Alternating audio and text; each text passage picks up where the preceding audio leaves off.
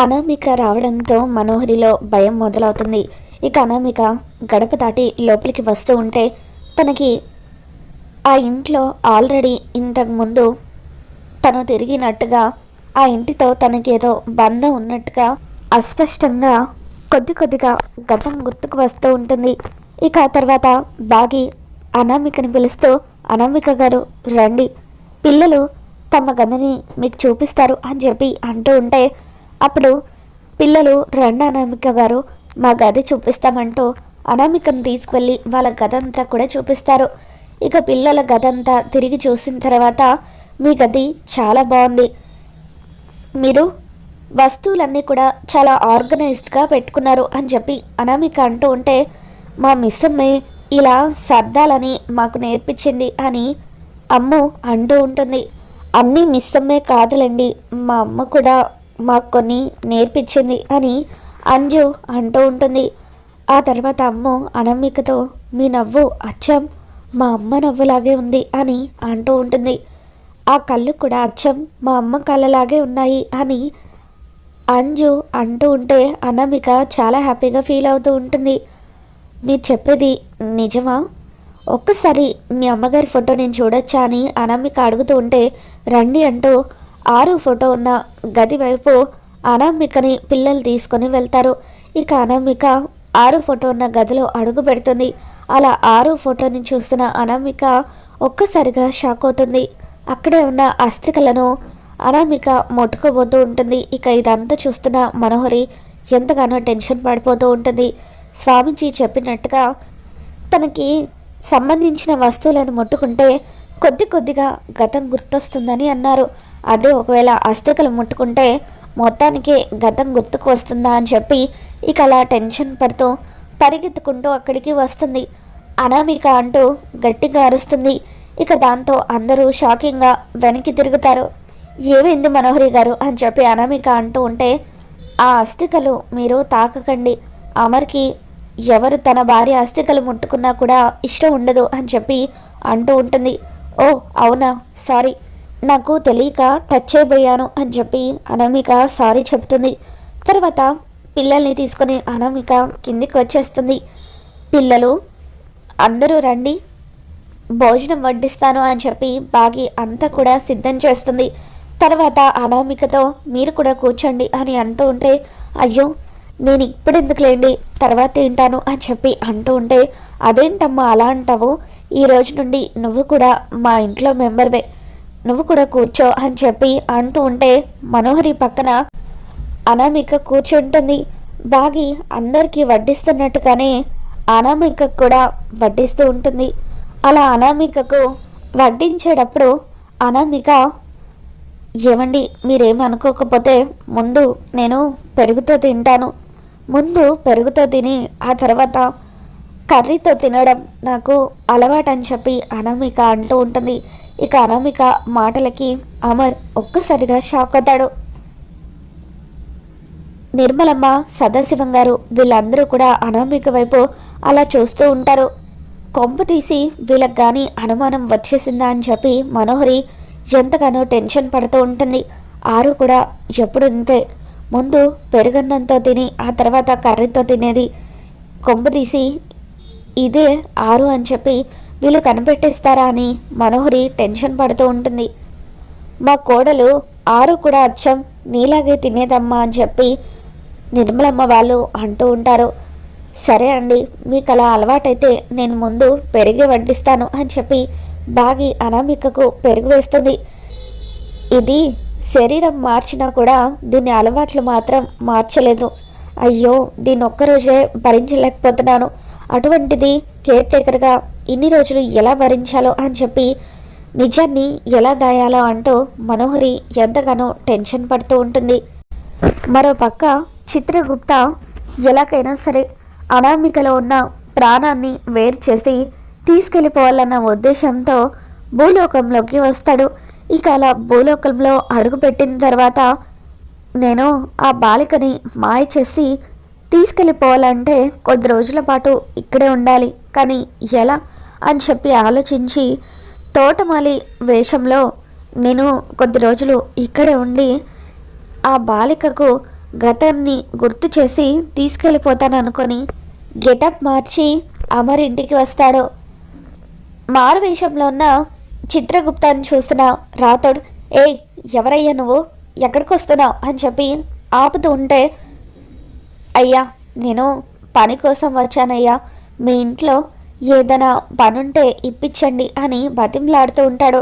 చాలా కష్టాల్లో ఉన్నాను అని చెప్పి అలా మారువేషంలో చిత్రగుప్త అడుగుతూ ఉంటే, అప్పుడు రాథోడ్, ఇక్కడ ఎటువంటి పనులు లేవు, నువ్వు వెళ్ళిపోవచ్చు. గతంలో కూడా ఒక అతను తోటమాలిగా ఇక్కడ ఉద్యోగం చేశాడు, కానీ ఎన్నోసార్లు చెప్పపెట్టకుండా మానేసి వెళ్ళిపోయాడు.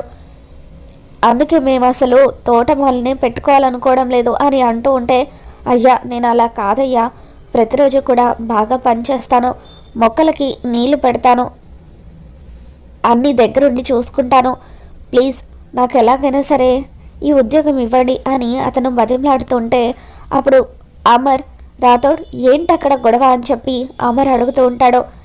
సార్ ఇతనెవరో ఉద్యోగం కావాలని వచ్చాడు సార్, ఏ ఉద్యోగమైనా పర్వాలేదంటున్నాడు, తోటమాలి ఉద్యోగమైనా చేస్తానంటున్నాడు, నేను పంపించేస్తున్నాను అని రాథోడ్ అంటూ ఉంటే, పర్వాలేదు రాథోడ్ అతన్ని రానివ్వు, చూస్తుంటే పాపం పెద్దయినా కష్టాల్లో ఉన్నట్టుగా అనిపిస్తుంది.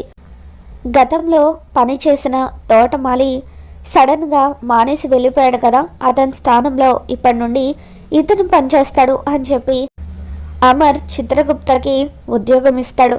ఇక చిత్రగుప్త, అమ్మయ్య మొత్తానికైతే ఇక్కడ ఉద్యోగం కొట్టేశాను, ఇప్పుడు ఆ బాలికకు గతం గుర్తుకు చేసి ప్రాణాన్ని వేరు చేసి తీసుకువెళ్ళడమే మిగిలిపోయింది అని చెప్పి అనుకుంటాడు. మరోపక్క ఇదంతా కూడా మాయాదర్పణంలో చూస్తున్న విచిత్రగుప్తుడు, మొత్తానికి నా స్థానాన్ని మీరు భర్తీ చేశారన్నమాట అని చెప్పి నవ్వుకుంటూ ఉంటాడు. ఆ నిండు కుండలవాడి ముప్పు తిప్పలు నేను కాబట్టి తప్పించుకున్నాను, కానీ తాము ఎలా తప్పించుకునేదరో నేను వీక్షిస్తానని చెప్పి విచిత్రగుప్త నవ్వుకుంటూ ఉంటాడు. మరోపక్క సాయంత్రం అనామిక పిల్లలకు హోంవర్క్ చేయిస్తూ ఉంటుంది. ఇక అలా ఎగ్జామ్స్ దగ్గరికి రావడంతో హోంవర్క్స్ చేయించిన తర్వాత వాళ్ళకి ఏ రోజు ఎగ్జామ్కి ఎలా చదవాలో అవన్నీ కూడా టైం టేబుల్ ప్రిపేర్ చేసి ఇస్తూ ఉంటుంది. అనామిక ప్రిపేర్ చేసిన టైం టేబుల్ని చూసిన తర్వాత పిల్లలు, మా అమ్మ కూడా అచ్చం ఇలాగే ప్రిపేర్ చేసేది, ఎగ్జామ్స్ ఉన్నా ఏమున్నా ఫుడ్ని మాత్రం అస్సలు నెగ్లెక్ట్ చేయొద్దని మరీ చెప్పేది, మీరు కూడా అచ్చం అలాగే చేస్తున్నారు అని పిల్లలు అంటూ ఉంటారు. మీరు చదువుకుంటూ ఉండండి, నేను వెళ్ళి మీకోసం స్నాక్స్ ప్రిపేర్ చేసి వస్తాను అని చెప్పి అనామిక కిచెన్లోకి వస్తుంది. అప్పుడు బాగి, అనామిక గారు మీరు కిచెన్లోకి వచ్చారేంటి, పర్వాలేదులేండి నేను స్నాక్స్ ప్రిపేర్ చేస్తాను అని చెప్పి అనామిక అంటూ ఉంటే, మీరా అని బాగి షాక్ అవుతూ ఉంటుంది. అవునండి, పిల్లలకు నచ్చే విధంగా చేసి తీసుకుని వెళ్తాను అని చెప్పి మీరు రెస్ట్ తీసుకోండి అంటూ అనామిక బాగిని చైర్లో కూర్చోబెడుతుంది. ఇక బాగి అలా కూర్చొని అనామిక ఏమేం చేస్తుందా అని చెప్పి గమనిస్తూ ఉంటుంది. ఇక పిల్లల కోసం అని చెప్పి పకోడీ, ఆలు బజ్జీ, మిర్చి బజ్జీ, గులాబ్ జామ్ ఇవన్నీ కూడా అనామిక చకచక ప్రిపేర్ చేసేస్తుంది. ఇక అలా కొద్దిసేపట్లోనే అనామిక అన్ని వంటలు చేసేయడంతో బాగి ఒక్కసారిగా షాక్ అవుతుంది. అనామిక గారు, మీకు వంటలు వండడం బాగా వచ్చా, ఇంత స్పీడ్గా ఇన్ని వంటలు చేసేసారా అని చెప్పి అంటూ ఉంటుంది. నేను ఒక్కదాన్నే ఉంటాను కదండి, అందుకే ఇలా వంటలన్నీ కూడా నాకు ప్రిపేర్ చేసుకోవడం అలవాటు అని చెప్పి అనామిక అంటూ ఉంటుంది. ఇక తర్వాత పిల్లల కోసమని స్నాక్స్ తీసుకువెళ్ళి, అంజు ఇదిగో నీకు ఇష్టమైన ఆలు బజ్జీ, అమ్ము నీకు ఇష్టమైన గులాబ్ జామ్, ఆనంద్ నీకు ఇష్టమైన మిర్చి బజ్జీ, ఆకాష్ ఇదిగో నీకు ఇష్టమైన ఆనియన్ పకోడా అని చెప్పి ఇక అలా నలుగురికి 4 రకాలు చేసి తీసుకుని వచ్చి అలా ఎవరికి కావాల్సింది వాళ్ళకి ఇస్తూ ఉంటే, అప్పుడు అది చూసిన పిల్లలు ఒక్కసారిగా షాక్ అవుతారు. ఇక అలా అనామికని హగ్ చేసుకొని ఏడుస్తూ ఉంటారు. మాకు ఏమి ఇష్టమో మా అమ్మకు మాత్రమే తెలుసు, ఆ తర్వాత మిస్ అమ్మకి తెలుసు, మీరు వచ్చింది ఈరోజైనా మా అందరికీ ఏమేమి ఇష్టమో ఎలా తెలిసింది, మిస్ అమ్మ మీతో చెప్పారా అని అడుగుతుంటే, లేదు నేను జనరల్గా నాకెందుకు అనిపించి అలా చేశాను అని చెప్పి అనామిక అంటూ ఉంటుంది. ఇక దాంతో ఇదంతా చూస్తున్న మనోహరి ఒక్కసారిగా షాక్ అవుతుంది. పిల్లల విషయంలో ఇది తీసుకునే శ్రద్ధ మాత్రం ఏమాత్రం కూడా తగ్గలేదు. దీనికి గతం గుర్తు లేకపోయినా ఇంటి మీద మమకారం అలాగే ఉందని చెప్పి అనుకుంటూ ఉంటుంది. మరోపక్క బాకీ కూడా అనామిక పిల్లల్ని అంత బాగా చూసుకుంటూ ఉండడంతో షాక్ అవుతూ ఉంటుంది. పిల్లలు అనామిక గారికి నేనేమీ చెప్పలేదు, అనామిక గారే మీకు ఏమేమి ఇష్టమో అవే చేశారు అని చెప్పి అంటూ ఉంటే థ్యాంక్ యూ అనామిక గారు అని చెప్పి పిల్లలు థ్యాంక్స్ చెప్తూ ఉంటారు. తర్వాత రోజు ఉదయాన్నే అనామిక రెడీ అయ్యి కిందికి వచ్చిన తర్వాత పిల్లలకు ఏమేం కావాలో అన్నీ కూడా దగ్గరుండి తీసుకువెళ్తూ ఉంటుంది. బోర్నవిటా, బూస్ట్, హార్లిక్స్ ఇవన్నీ కూడా తీసుకువెళ్ళి ఇదిగోండి పిల్లలు మీ అందరికీ ఏమేం కావాలో అవన్నీ కూడా తీసుకువచ్చాను అని అనామిక అంటూ ఉంటే పిల్లలు మళ్ళీ కూడా షాక్ అవుతూ ఉంటారు. ఇదిగో అంజు నీకు కావాల్సిన బూస్ట్, అమ్ము నీకు ఇష్టమైన కాంప్లాన్, ఆనంద్ నీకు ఇష్టమైన బోర్నవిటా, ఆకాష్ నీకు ఇష్టమైన హార్లిక్స్ అని చెప్పి ఇక ఇలా పిల్లలకు ఏమేం కావాలో అవన్నీ కూడా ఇస్తూ ఉండడం చూసి బాగి ఒక్కసారిగా షాక్ అవుతుంది. ఇక వెంటనే నిర్మలమ్మ వాళ్ళతో అత్తయ్య గారు నాకు అనామిక గారిని చూస్తూ ఉంటే చాలా ఆశ్చర్యంగా అనిపిస్తుంది. అసలు తను ఈ ఇంటికి రావడం మొదటిసారైనా కూడా పిల్లల ఇష్టాలు అలా ఇలా తెలుసుకోగలిగారు, చాలా వింతగా అనిపిస్తుంది అని చెప్పి అంటూ ఉంటే అవునమ్మా అనామికని చూస్తూ ఉంటే మళ్ళీ ఆరు గుర్తొస్తుంది అని చెప్పి ఆరు కూడా పిల్లల విషయంలో ఇలాగే శ్రద్ధ తీసుకునేది. ఆరు తర్వాత నువ్వు కూడా అచ్చం ఇలాగే పిల్లల కోసం శ్రద్ధ తీసుకున్నావు. ఆరు నువ్వంటే పిల్లలకు తల్లి కాబట్టి అంత శ్రద్ధ తీసుకున్నారు. కానీ ఇంటితో ఎటువంటి సంబంధం లేని అనామిక పిల్లల్ని ఇంత బాగా ఎలా చూసుకోగలుగుతుందో అర్థం కావడం లేదని చెప్పి వాళ్ళు ఆశ్చర్యపోతూ ఉంటారు. ఇక తర్వాత అనామిక మీరు రెడీ అవుతూ ఉండండి, మీ బుక్స్ అన్నీ కూడా బ్యాగ్లో పెట్టి నేను తీసుకువస్తాను అని చెప్పి అనామిక పిల్లల రూమ్లోకి వెళ్తుంది. అంతకు ముందు రోజు రాత్రి అంజు ఆరు డైరీని తన గదిలోకి తీసుకొని వస్తుంది. అమ్మ డైరీ మనతో పాటు ఉంటే అమ్మ కూడా మనతో పాటు ఉన్నట్టు ఉంటుంది కదా అని చెప్పి అంజు అమ్మ వాళ్ళకి చెప్పి ఇక ఆ డైరీని తన గదిలోనే ఉంచుతుంది. పిల్లల బుక్స్ అన్నీ కూడా అలా సర్దుతూ ఉండగా అనామికకు అనుకోకుండా ఆరు డైరీ కూడా కనిపిస్తుంది. అలా ఆరు డైరీని చూడగానే తనకి ఒకలాంటి ఫీలింగ్ కలుగుతూ ఉంటుంది. ఎందుకు ఈ డైరీ చూడగానే నా మనసంతా కూడా అదోలా అనిపిస్తుందని చెప్పి అనామిక ఆ డైరీ తెరిచి తను రాసిన అక్షరాలన్నీ కూడా చదువుతూ ఉంటుంది.